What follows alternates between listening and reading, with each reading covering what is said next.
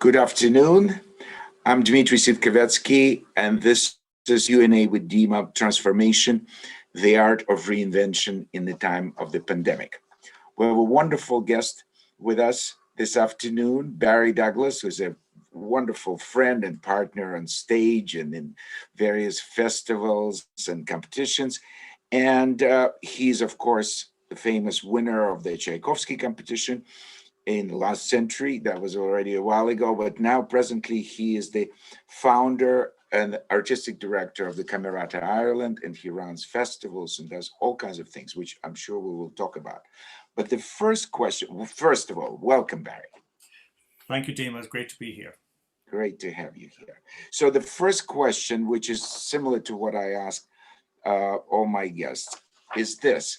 You probably never spent as much time at home as in 2020. What new have you learned about yourself during the pandemic? What has been a positive lesson from being at home? Well, I guess, Dima, like most people during this pandemic, you are forced to kind of look at yourself and your raison d'etre of life and work, and many things occur to you. And you have, of course, a multitude of emotions, some positive, some negative. For us musicians, where we depend on walking on a stage and seeing our wonderful audiences, it is a tragedy. It's a tragedy for music and culture. It's a tragedy for the audiences. Of course, I have to pin to that also, of course, the real tragedy is if you've lost someone who's near and dear to you. That is, of course, the main tragedy, and it's horrible. But for art and culture, and for us as a society, it's been life-changing, of course. And the favorite word in the UK at the moment is unprecedented, and it really is a horrible thing that happens every 100 years, it seems to me, according to the history. So for me, I think what I've had to do is like us all, we have to examine who are we and what is our function in life, you know. When it started, I had just finished a tour with Camerata. We were in Paris. We did the complete Beethoven piano concertos at Versailles.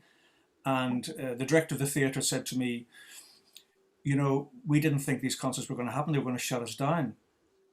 But we managed to do them on the 7th and 8th of March, 2020. The next day, they shut the theatre. So we managed to play all the Beethovens. And then it was just colossal. My wife Deirdre and I, we walked around Versailles the next morning, on that Monday morning, and everybody was in a kind of a state of shock. It's like some bomb had gone off in the middle of Versailles. Then our tours were cancelled. The orchestra tours, my tours, and it all happened. So for then I would say another 3 or 4 weeks, I lived in denial. I said, this is going to go away. Can't be. So I just sat down and I read a couple of books, and I watched a lot of TV. I didn't practice that much because there was nothing to practice for. Exactly. And then I suddenly woke up beginning of April and I said, we have to go on. I got to start practicing. I got to start planning. Even if there are no concerts, I'm going to just pretend everything's going to go ahead. So it was that was a wrench for me. So it was that denial and then saying life has to go on.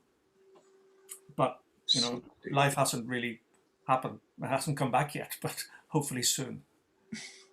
It's interesting how we all go through very similar, but in some ways, individually, it works differently. Because as you know, I have this sort of my favorite hobby, which becomes sort of the parallel career as a transcriber. So I've just dived into transcription world and did for 2 months. I was completely absorbed. I didn't practice that much because, as you said, there was not much to practice for.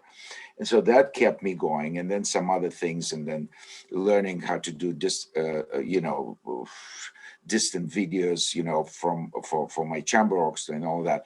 But after a while, the biggest adjustment for me, I don't know whether it's been for you, is how to change our mentality, which has been there for decades, when we all always knew what we're practicing for, what we're learning for, the short term, the long term.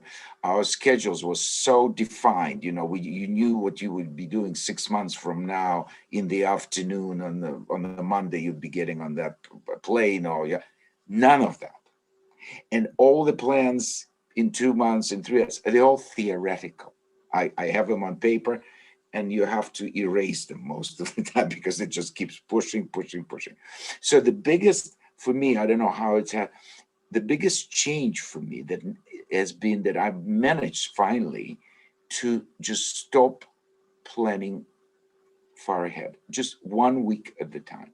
I have my daily plan. I have things that I need to do every day in terms of practicing, studying scores, doing, Zooms, this and that, and also watching TV and so forth. There's a certain series, but you see one a day, not more, not binge and so forth. You sort of like reorganize your life. And after a while, you kind of get into that rhythm, and it's not the end of the world. It's not so tragic. You find your way to, I think it's by practice, because we're survivors, we just need to adapt. I don't know whether it worked for you like that or not. Have you changed your like daily routine and things like that? No, it's interesting you said that, Dima, because it has been exactly the same for me. I have made a new routine for me daily. And it starts in the morning where I get up early and I do maybe 2 hours of emails, check in with my orchestra. Then I do 45 minutes on the exercise bike. Then I go and lie on the bed and watch a bit of news. Then I get up properly and I start practicing until lunchtime. Then I do admin early afternoon, and then late afternoon my wife and I go for a very long walk. That was during when it was summertime, spring, Exactly. summer, and the weather was fantastic in the UK and here in Ireland. Um, then we go for a drive, maybe we pick up some shopping, and then we binge. We don't do one episode, we do 4 episodes. Or And it's been like that for months now. exactly. Where I differ with you, Dima, is I do the planning short term, and I do long term planning, what I'm going to do in 12 months. I don't do anything in the middle. I don't plan for that in the middle. That's just a gaping chasm. And I'm really fond of making lists. I print them out and I put them on my piano, and it says what I have to do very soon or next year, whether it's a recording or a concert or something. And I keep to that. In the middle, it's all grey. And that's kind of how I survive. Very similar. I'm very fond of lists, and now I used to some years ago, maybe 10 years ago, I started actually writing down a diary, not long, but just sort of things that happen. Now it's gotten a little bit longer, so I write things down and I look, what am I supposed to do, and what, but sort of like here, in terms of long term, sometimes I just started learning for no reason at all, because not that I have it scheduled, but I would start learning, studying Eugene Onegin, Tchaikovsky, opera, because I might be conducting at the end of April, if everything's well and my orchestra finally comes back in the States, then Tchaikovsky Fourth. But I know Tchaikovsky Fourth, I've done it many times. But somehow to get into the world of Tchaikovsky, I'm having a wonderful time studying that. For no Beautiful. particular reason. It may be one day, but maybe not. I just love doing that. So let me go to the second question. Now, I heard somebody says that I heard that hearing Emil Gilels live was one of the main reasons of you becoming a pianist. And what are the strongest musical influences in your musical life? Well, when I was 18, I moved from Ireland to London to study at the Royal College of Music. Northern Ireland at that time was in full conflict in 1978. Of course. And so there was nothing going on. I remember seeing once a performance of Rigoletto. It was at a cinema in downtown Belfast, the ABC, which doesn't exist anymore. I remember it. And there were 4 bomb scares during the performance. So that means the whole audience and cast, orchestra, everybody, out in the street 4 times. So can you imagine, the delay and the frustration and also the fear? Yeah. So finally, when we got out in the street the fourth time, the Duke of Mantua shouted to everybody, "I've had enough, I'm going to the pub." So that was when I arrived in London after that kind of experience. London was like an Aladdin's cave.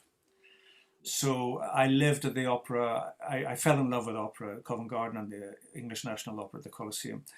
But in the first week, I went to the Windsor Festival. I'm getting to Emil Gilels. And he was playing a Schubert and Beethoven piano recital in Eton, Eton College, in the beautiful Hall of Eton. And it was three Beethoven sonatas, opus 79, 81A, and 90, and then the six Momo Musico of Schubert. And I said, I've died and gone to heaven. His sound, the fire was there, but his sublime sound and pacing, it was magisterial. And I said, I'm going to follow this guy. I want to play like that.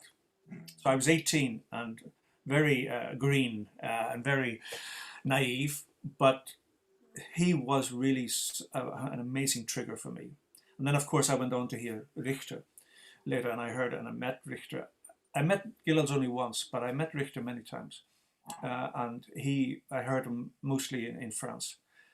He, of course, very different to Gilels, but so many strong roots underneath the playing and the culture of these two gentlemen. And so those two. Then I would also say, of course, Daniel Barenboim. I met him once or twice, and I think his genius as a pianist and conductor is, undisputed. He was a huge influence on me as well, and Radu Lupu. Those are the four pianists who have really influenced my playing, my sound, my musicality, and my whole way of looking at music in general. Oh, how interesting. I just noticed that actually 3 out of 4 studied with the same great teacher, Heinrich Neuhaus. I rather just caught the very end of it. He was just in Moscow, and Neuhaus took him into his class, but soon after he died. And then of course, he studied with Zemlyansky, with his wonderful assistant. But that's interesting. So that school gave such completely different, really legendary pianist, because for me, Rado is one of the most extraordinary pianists. Unfortunately, he now stopped playing and not in good health. But the way each one, Gilels had that sound, and it's interesting because at the time there was always this 2 camps, Richter's, completely devoted admirers, and there was this, and if they worshipped Richter, they did not particularly care for Gilels for whatever reason. I don't know why. And of course, there was this great rivalry, sort of made by the fans much more than even personally. But personally, there were some stories, and also because Neuhaus was so proud of getting 16-year-old Gilels, who was just like a young lion when he came to Moscow. I mean, I heard from people who heard him play at that all-union competition in the 30s. They said they never heard anything like this. And then Neuhaus was completely crazy about Richter, which sort of hurt Gilels, because he actually was instrumental in saving Neuhaus' life, most likely, because Neuhaus was, of course, of German extraction. And when the war started with Nazis and everything, there was a serious possibility of him being thrown into the camps, and he probably wouldn't have survived. And Gilels was the favorite pianist of Stalin. And he asked him twice, because first time there was no reaction. Stalin just didn't, pretended he didn't hear it. But then the second time, when he insisted, and hardly anybody asked Stalin anything twice, but he did. He was very determined to help his teacher, and he did ask him, and that was decisive. So Heinrich Neuhaus was spared. I So remember, Dima, you told me that same thing when we were in Moscow together. yeah, Um, I guess, what is it, 2019? We had yeah, when at the af- Tchaikovsky competition, yes, after the opening dinner, we were walking back to the hotel, and you told us this story, and it made a huge impression on me. I mean, it was really, very moving and very scary. yeah, Uh, Amazing that musicians can have a link to the main power, the main person who is running the country, and can make such a huge difference. enormous. And that was done and saved Neuhaus. He did save him, absolutely. And then, of course, there was this big rift and all that. So that was very unfortunate. And I know way too many stories directly, for instance, from Shostakovich's widow, how that's an extraordinary story. How when Katerina Izmailova, of course, Lady Macbeth originally, and then when it was finally brought back in 63 or 60, very short time before Neuhaus passed away. And she was telling me that she was coming to every performance at the Stanislavski Theater of Katerina Izmailova. So it's Lady Macbeth renamed and performed again after so many years from that whole story. And she always saw the same man, and she described Neuhaus, with an incredible mane of gray hair and with a cane. And he came to every performance. And so she didn't know him. She was not from musical circles. And she asked Shostakovich, said, Mita, who's this very distinguished looking man? So that's Heinrich Neuhaus, but some kind of, without, much to say. And then one day she picked up the mail and she saw a postcard which started, Dear Mita, not a day passes by when I don't regret what happened 30 years ago and this and that. So she stopped reading. It was from Neuhaus, because at the time of the attack on Shostakovich, he wrote an article against Lady Macbeth. Shostakovich, when he saw that postcard, he just saw that it was from Neuhaus, boom, into the bin. Didn't even read it. He never forgave that. The full year Neuhaus died with no reconciliation, but he came to every performance to atone his sins, so to speak. Yeah. I mean, those were very, very, scary times, and really just, now we're talking about pandemic, but at least, unless you get, we lost a lot of people who died from it, but I mean, at least, we're not under. That's why for my generation who grew up in the Soviet Union and who were, under direct gaze and observation of the KGB and the party and all that. I mean, it's possible, it's easier to get over. Let's move on to you mentioned Tchaikovsky competition. So let's hear this. Was winning the Tchaikovsky competition in Moscow the most important point of your professional life? One has many important points, but winning this amazing competition was the most important point in almost every way. Of course, you'll know as an artist, you have other important points where you've mastered a particular work, or you come back to a particular piece of music and you feel more comfortable and you feel, oh my goodness, you feel you've climbed a new Mount Everest. But in terms of my career, and also in terms of opening up so many possibilities for me, and also an amazing feeling that I've achieved something, especially because of my admiration for Russian culture and Russian pianists, like we talked about.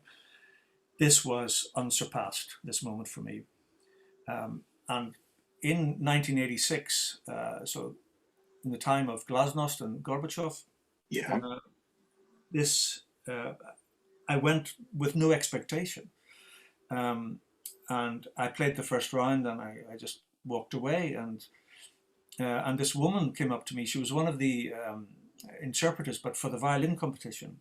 Hmm. And she came up and she said, Mr. Douglas, can you get me a ticket for the final? I said, what are you talking about? I've just played the first round. She said, I saw your marks. You got the top marks in the first round of the piano. That's an inside info.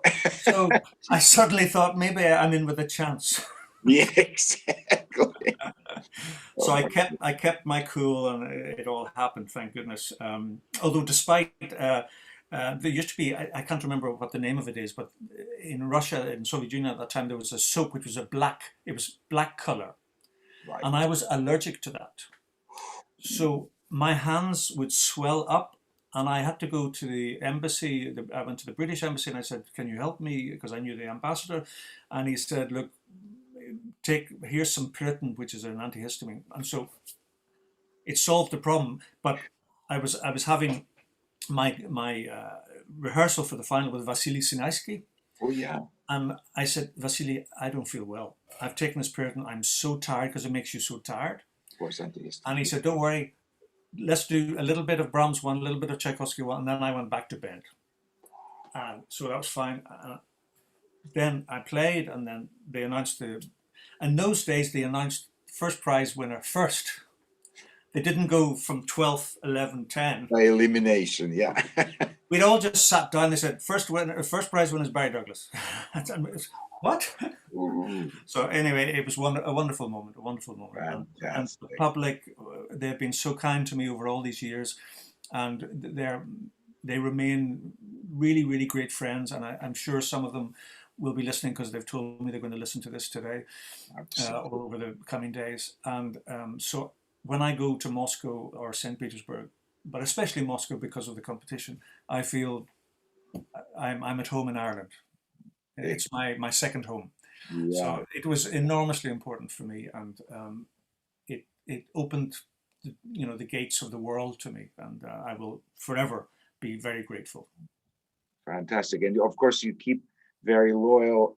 Every time you ask to be on the jury, you go. I know you've been many times already in the jury, but last time we were there together at the same time, and violin and piano now still, it Yeah. happened at the same time and staying in the same hotel. So it's a great chance for us to visit.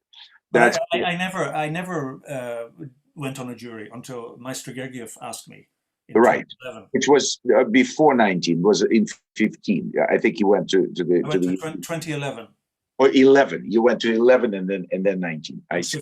15 and 19. I did 3. Oh, you did the last 3. I couldn't do all the ones in 15. I couldn't do all the rounds in 15 or in 2019. But Right. in 2011, I did.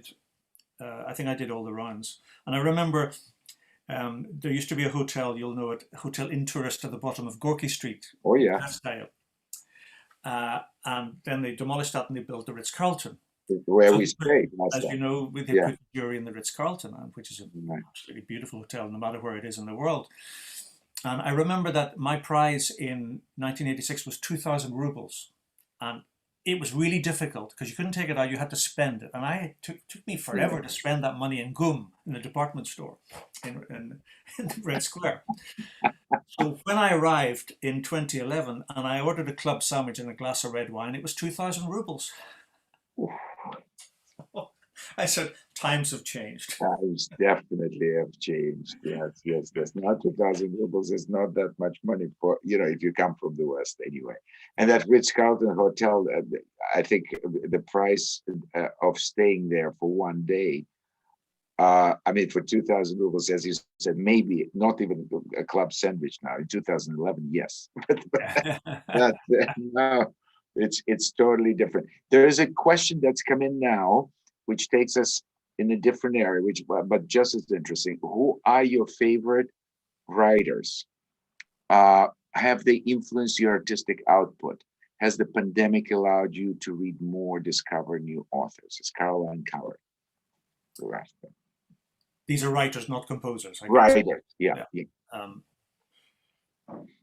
Well, I've actually explored more Irish writers this time. I've gone back to a lot of Seamus Heaney, who is one of our greatest poets, and other new writers, younger writers, especially when it was wonderful weather. and I would sit outside and read. And some people would bring me glasses of wine, which was wonderful. Because it was my birthday in April, and so I just sat there and people brought me stuff. It was wonderful. But I used to sit, I used to sit there and just enjoy reading.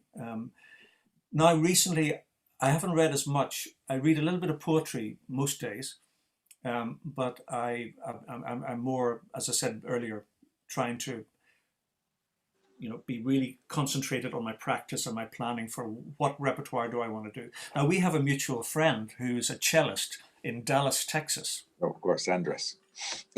uh, who said to me once a few years ago that at a certain point he decides that he will never play a particular piece anymore. So he takes the score out to the backyard and he burns it. Yes. I thought, the Arpeggione Sonata, the Rococo Variations. That's it, been burned. We'll never play that ever again. Oh, that's. I quite like that. You like the idea? Well, you might go further. And one of your colleagues in France once had the grand piano dropped from helicopter into the lake. It's apparently it's a true story, except he never plays again. I don't know whether he kept his promise, but the piano was destroyed. I think that's taking it a little. For me, piece of music, whether it's printed or maybe thousands of millions of times, it's still something sacred, and if it has my particular, sort of imprint, I would never dream of. I'm always terrified how people they come in with their music with coffee stains, and all kinds of things. And oh God, how could you? But anyway, I can understand the sentiment. Yeah, he also. But I like the sentiment that yeah, you've made a decision. You've been an adult and you've made a decision. Of course. Yeah, I like that. Also, I also like that.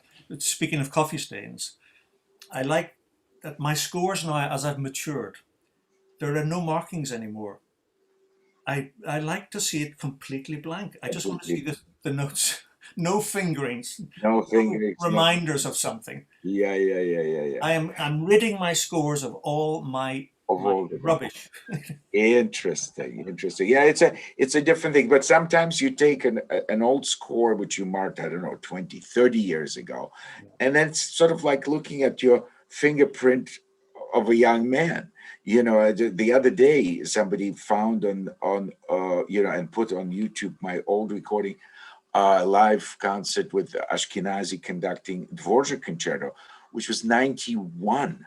I don't remember listening to it, but I retired that concerto without burning the music. I still have the music, but I retired playing it a long time ago. And so it was a nice surprise to see how actually pretty well I used to play it. And I even took the part out and I said, oh, that's interesting. I didn't make that many notes, but the fingerings there, I couldn't play it like this now because it would require too much practicing now. Exactly. Let's move on to the ones that I've prepared. But that was an interesting question. And now, did you ever wish for your kids to follow your footsteps and become professional musicians? No, the answer is very simple. No, never. No, you never did. You know yourself. Your children. You want them to grow up, be happy, realize their dreams, and that's it. Whether it's music or anything else. Certainly, I wrote beside your questions little 8 memoirs, and I said, did you ever wish for your kids to follow? But not now. At the moment, I feel so dreadfully emotional about the young musicians who are either starting in the college and conservatoire now or just about to graduate. Because what is there? I did this kind of webinar with the Royal College of Music a few months ago, and they had their students from all over the world because they weren't in London because of the pandemic. And that was the question that kept coming up. What do we do? What do we do? There's no opportunity. What are they going to do? Are they going to, they can't teach. They have to get a job, and then that's going to be, virtually. as we all know. Yeah. Playing concerts, forget it. You know, what is there for young musicians to do? That's a real shame at the moment, you know, for young musicians. And So to answer your question, no, my children have gone on done their own stuff. Although one of my sons, Liam, is a rock guitarist. So, but I didn't wish that on him. You know, he just picked it decided. himself. Yeah, yeah, yeah. He picked it himself, and that is actually leads me to another question. Maybe since you mentioned Liam, I was very pleasantly surprised to find now your new podcast, which you've been doing, and so you've started this. It's called Wirelessing, right? Wirelessing, and both of you do this. And he's a rock artist. And who came up with this idea, and how did it come about? It was in fact Liam's idea. I'd remembered watching, you know, Sunday talk shows in the US, podcasts and stuff like that. So I knew roughly what a podcast was. Yeah. But Liam had this idea. He said, wouldn't it be interesting, you know, because you're classical and I'm rock, why don't we just talk about it and just make a podcast? I said, sure. You know, not realizing that, you know, it needed a bit of preparation and stuff and equipment. You know, we've got some mics and everything here. Great. And so, but it worked because it was natural, because Liam is in music and he studied classical as well on the piano and singing. He was in a choir as well. And he's done classical guitar as well, but rock is, of course, mainly electric guitar. And so we just did it, and it kind of took off. So we've done one. The first one came out last Monday, Exactly. and there'll be one every fortnight. Wirelessing. Wirelessing is an Irish expression. Really? Yeah. We haven't actually explained it on the podcast yet, but you'll hear it if you listen to the podcast. Yeah, so don't give the. I don't want to spoil the suspense. No, don't spoil it. But that's fascinating. I think it's a great idea, and I mean, there's so many interesting things people, you know, creative people come up with during this time, because a lot of our lives now is only could be active online or on Zoom, being online again, you know, and we're still in the middle of this wonderful competition, masterclass first, and then competition of Camerata Ireland, which you chair, and you kindly invited me, and I've had a wonderful time giving lessons to two very gifted violinists. And so all of that is being active without leaving your home. You know, we're in a lockdown, most countries, most European countries anyway, and but we still, you know, they practice, they play. I try to, you know, open new horizons for them. Of course, there's a big question where it all leads to, you know, when the life returns to the new normal or whatever it is. And so tell me now, how was Camerata Ireland, how did it come into being? And what's I know I kind of know a little bit of this answer, but I'd like you to expand on that. How you started this orchestra, how it is run, and what's the purpose, and so forth. Well, as most people will know, there was a conflict in Ireland, and then it was resolved. There was a ceasefire, and they made an agreement called the Good Friday Agreement in 1998, Good Friday of 1998, April 1998. And the majority of people in the north of Ireland and the south of Ireland voted. I mean, it was in the 70% voted to ratify this agreement, to support this agreement, which ended the conflict. So I remembered people like Václav Havel and others who were artists. It's not that they achieved something, and certainly Daniel Barenboim with East West Divan and everything like that. Exactly. Where we can't make the piece, but we can comment and applaud the piece and support the new links. And I thought, we as an island of musicians, we should make an orchestra and do a couple of gala concerts, one in Belfast and one in Dublin. So we did that. End of April 1999, we founded the orchestra, we did 2 concerts. And for me, I thought that was it. It was just saying, well done, politicians, you've done something right for once. I commissioned a piece from a northern composer, Ian Wilson, from a southern composer, John Buckley, and I got them to try and interweave the themes so that even the two pieces of music were working together in harmony. But it took off, and Jean Kennedy Smith, who was the American ambassador in Ireland at that time, invited us the following year to come to Kennedy Center in Washington and play in her new festival, our Irish festival. And we got a rave review in the Washington Post, and so the orchestra started touring. So it all happened, for a bunch of reasons. But what is at the heart of the orchestra is saying that Ireland can have cultural, artistic links, human links, even though we have this kind of border, which is an ephemeral border. And certainly post-Brexit, it's another kind of animal right now. Yeah. And let's make music together and see what happens. And also to support new young musicians from both parts of the island, and also to promote excellence in performance. So those are the kind of three strands, and be a kind of ambassador for Ireland, north and south, all over the world. And we have the joint patronage of the Queen, Her Majesty the Queen, and the President of Ireland, which is very symbolic and a very big honour for the orchestra.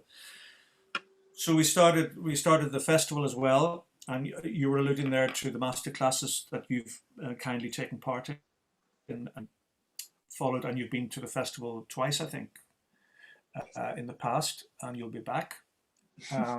And you've made music. We've been in many places, not least with your orchestra in North Carolina, and also in Moscow and in Ireland, Bantry and other places. So I think it's really important, this network of friends, that make a difference for young musicians. And I think what we're doing at the moment, because it's all virtual because of the pandemic, is it's a series of masterclasses, and then we're going to meet tomorrow to talk about who could we promote even more, and to play with Camerata Ireland, which is this orchestra I'm talking about.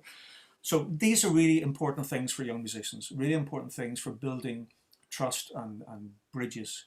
And we all can play our part as artists, even if we can't go in and shake heads together and say, stop bloody fighting, excuse me, stop fighting. No, let's just be together. Let's just be together. And it shows again that music has absolutely no difference in your political affiliation, your religion, your race, color of skin, or anything.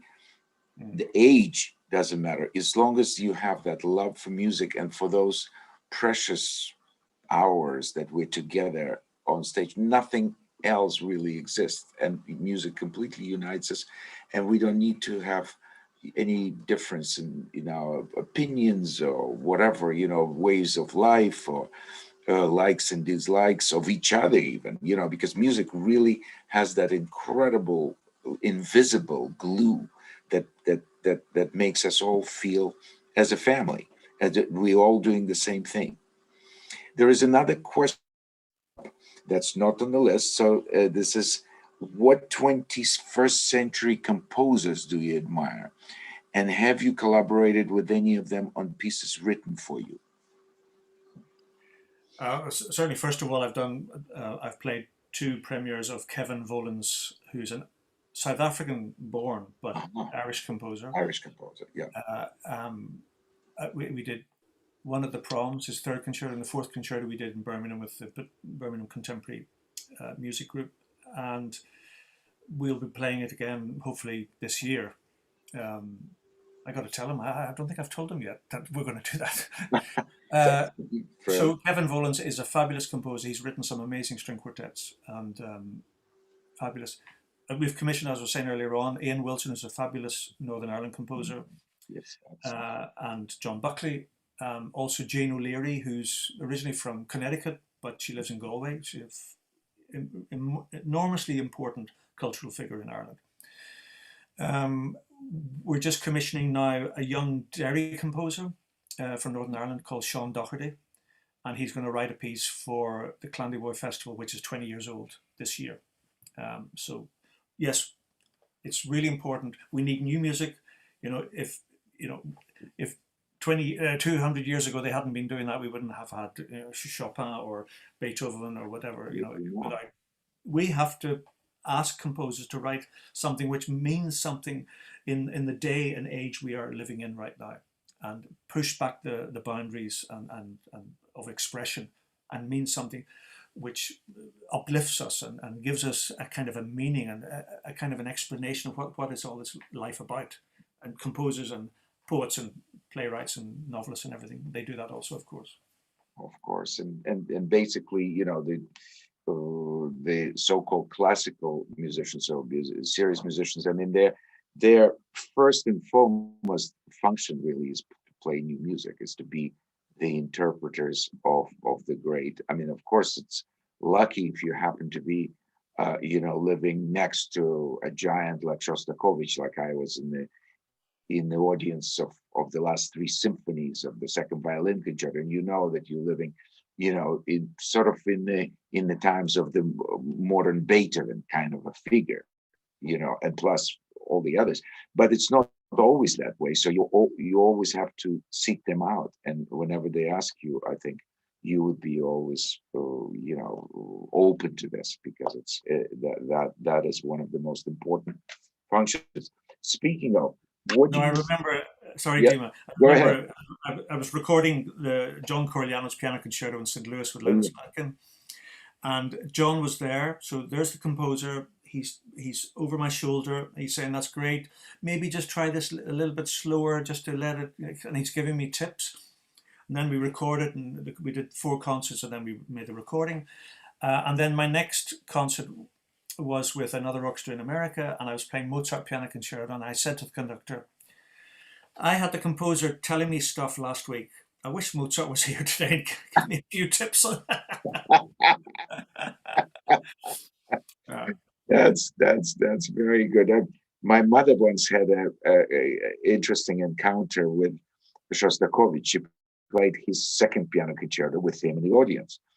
And of course, there was always a big crowd of people. It was in Большой Zal, which, of course, has all these great portraits of the past composers, from Bach to, Rachmaninoff now and so forth, but not of the living ones. So he comes backstage and congratulates her. Obviously, he was pleased. And so somebody asked my mother, said, "Bella, well, how do you feel, having a living composer in the audience and everything's well?" Of course, she said, "I was much more nervous. It would have been much easier for me if he was already one of the portraits." So there was this pregnant pause. There was a silent scene, and then of course he laughed, and he realized that it was sort of like a spontaneous. Yeah, it's much easier to in some ways, then you don't have somebody like really breathing down your neck. But I wish Mozart could, yes, and sometimes you have to say, well, I think, since I've been tinkering with a lot of music of the composers who are no longer with us, and they cannot tell me whether they. And sometimes I actually I say, I'm pretty sure that if Bach was alive or Stravinsky was alive, I think he would have, because I know this and that and so forth. So you try to convince yourself that they would have approved. They like our version the best. Well, I don't even know what they do, but in my case, it would have been, they would have approved the transcription is successful and they got royalty checks. They would have approved it. Most of them would have, at least from a practical point of view. Yeah. Now, tell me, there is a very kind of serious a question here. Because you mentioned, of course, of the Brexit. You told wonderful, stories about how Camerata had great ideas behind it, but now we're in Brexit, and how does it affect your life, Camerata's touring, and other UK and Irish artists? Well, we don't know yet. This is Yeah, the thing. early days. Yeah. Yeah, they haven't sorted out if are there going to be work visas needed. Is it going to be? It's certainly going to be more administration, so that's more expensive. Touring orchestras, touring groups. Already, rock bands are talking about this. How are they going to travel around Europe? Will there be special passports needed, visas, work permits to go from Luxembourg to Belgium to if you're a UK resident or a UK passport holder?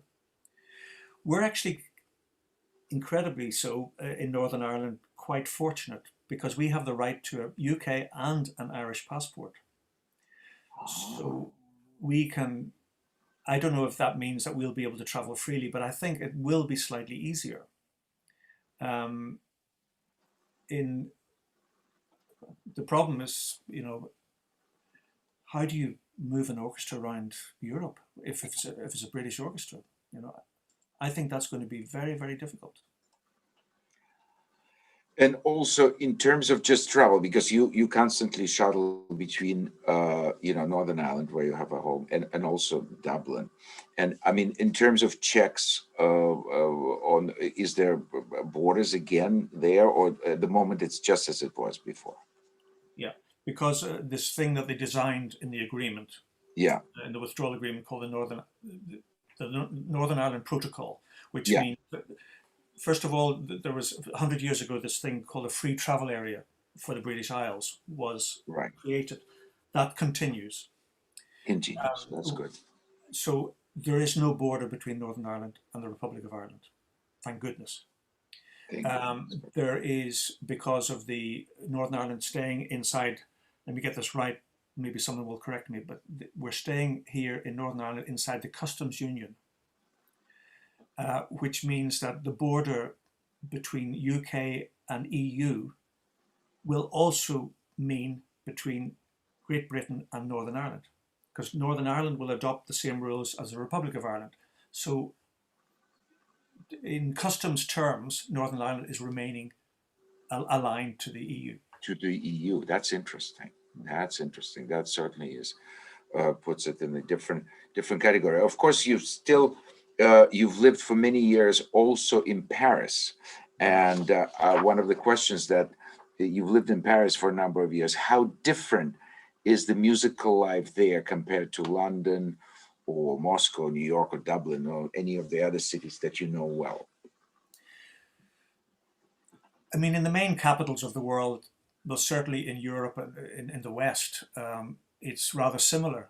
Yeah. The main ticket item, the big ticket items are similar. But in France, I love that whether it's in the festivals or in the cities around the country, or certainly in Paris, there's an eclectic way of looking at music. So you might have a series of concerts just about one particular composer, one particular movement. They love these themes, and so that'll throw up all sorts of wonderful jewels of culture and performance, which you may not get in some of the major cities like London, New York. Very true. Moscow, of course, is completely different. You know yourself. It's a very intense way of presenting music. And when you look at the posters outside the conservatory or outside the Tchaikovsky Hall or House of Music, it's a very intense, it's performer driven. It's not so much repertoire, it's performer driven, whether it's an orchestra or a soloist or a conductor. And it's a brilliant way of promoting classical music, because the audience, they have their favorites and they go to that, and they will never ever give up unless the performer suddenly does something wrong. But in general, they will follow they are deeply committed fans, and I think that's wonderful too. Yeah. But it is different in France. You mentioned, because I'm a big movie fan, and the capital of movies, which are majorities in English, much more than in French, but the capital of the movies is actually Paris. It has more movie theaters in original language as well as dubbed or with subtitles is Paris, because there at any given moment you could have a retrospective of Woody Allen films or Scorsese films or this or some obscure ones and this and that. And I think that's a wonderful sort of the boutique idea. Boutique is a French word, so I think it very much appeals. And also, I think I found, because I have many friends among French musicians, they could actually, well, in good old years, now we're only talking about the life we used to have, but in the previous life of ours, there's some French musicians could play a good 100 concerts just in France. There were that many presenters, cities. It's a big land, it's a beautiful, probably the most beautiful part of Europe, but not only visually, but it had a lot of concert series, and there was some French artists that were just busy there. Now they crossed the border. Some of them were completely unknown in Germany or even in Italy, which is so close. But France had a very, very active musical life anyway. Do you agree with that? I totally agree. I mean, even just going to the idea of the summer festival, and summer festivals all over Europe and America and everywhere, that's fine. But in France, it's a particular kind of concentration. It's a particular kind of attitude to summer festivals. Because it's not just about the music. I mean, if you go to Avignon, Montpellier, or Tours, or any of these big festivals, it's not that you're in a big festival. You're in a locale. So that they will have, of course, different stages, scène, but they will also have a way of promoting a particular theme, and they will get the right people to do that, whether it's French artists or whoever, and the audience is drawn into that. It's that kind of concentration and that kind of inquisitiveness that the French have, which is fascinating. And they will debate endlessly about a particular composer or a movement or a culture or something. And because the French are very intellectual. Even if, it's a normal person, in inverted commas, who's not an intellectual, they think intellectually. And I think it's fascinating when you go to especially summer festivals, where the place becomes part of the performance.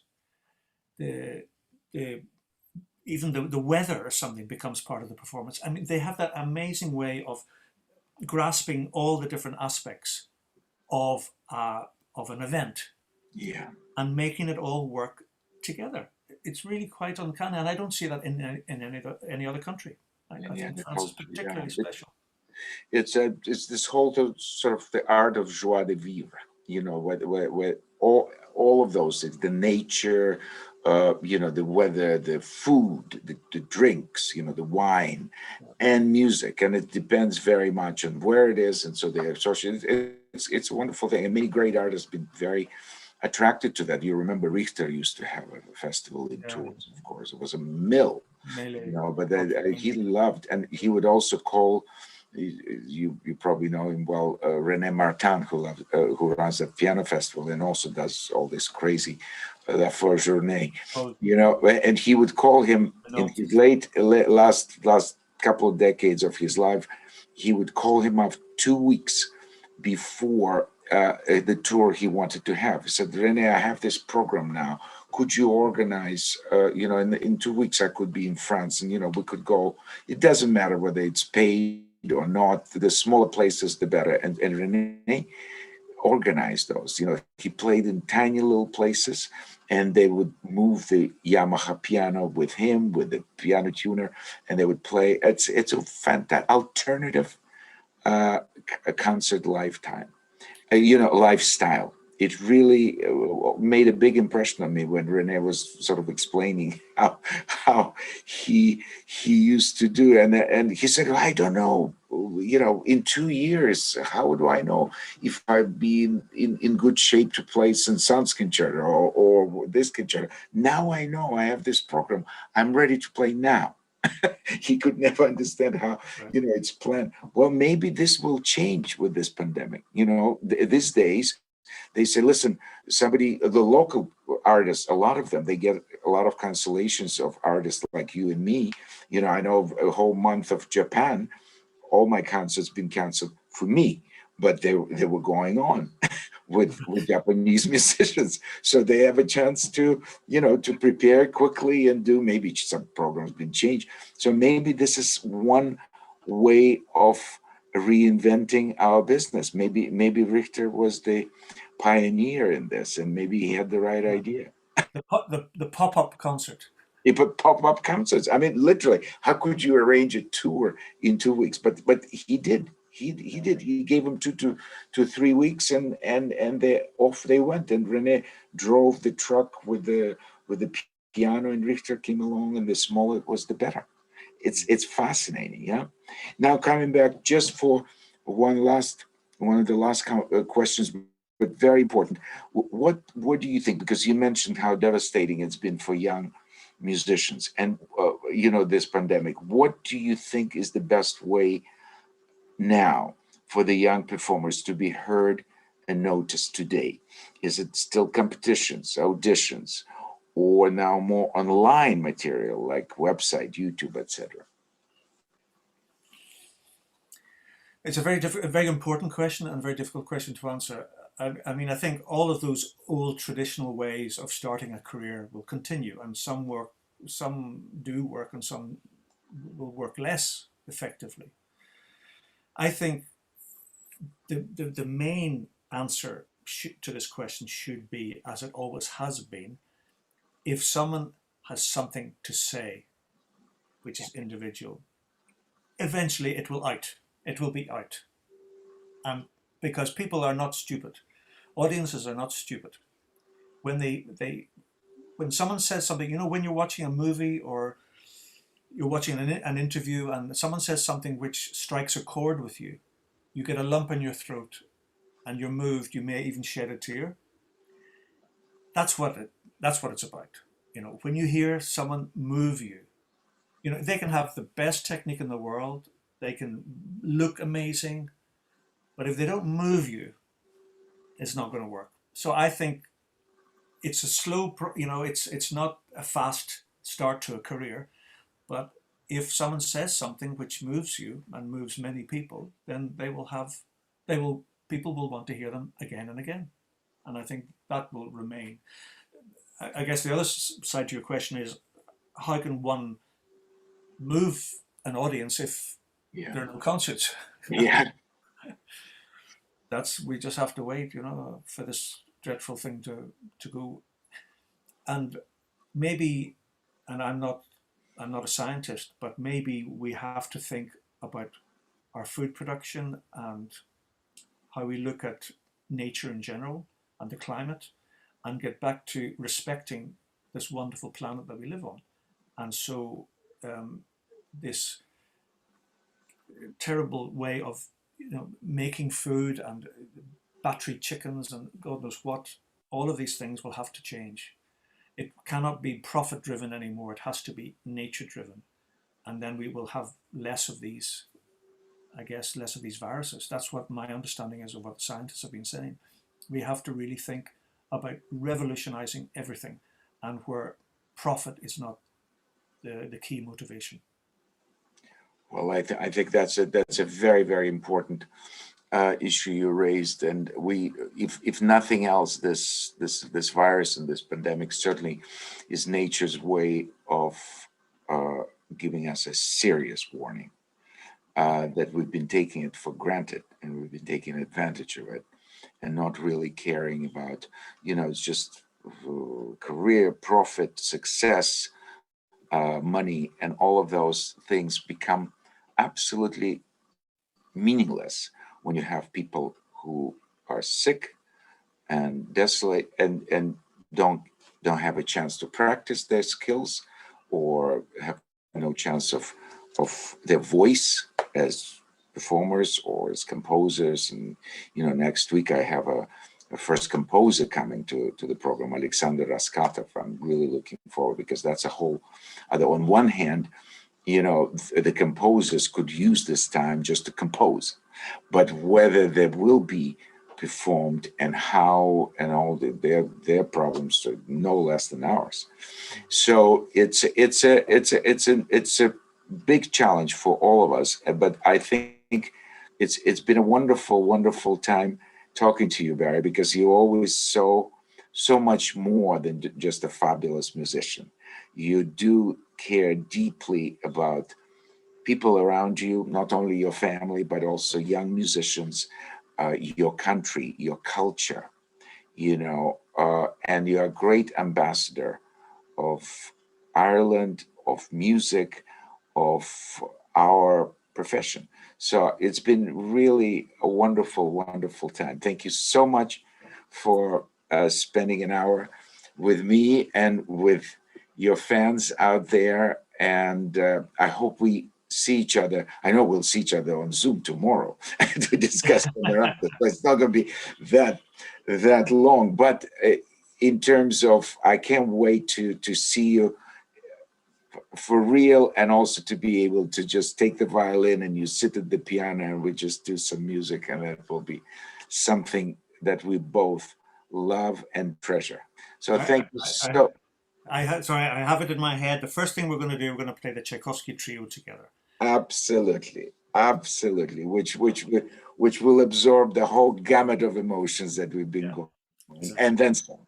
Thanks so much, Barry. Really, it's been a wonderful, wonderful time. And see you before too long when it's all over. It's a real pleasure. All the best to you. Stay safe. Absolutely. You too.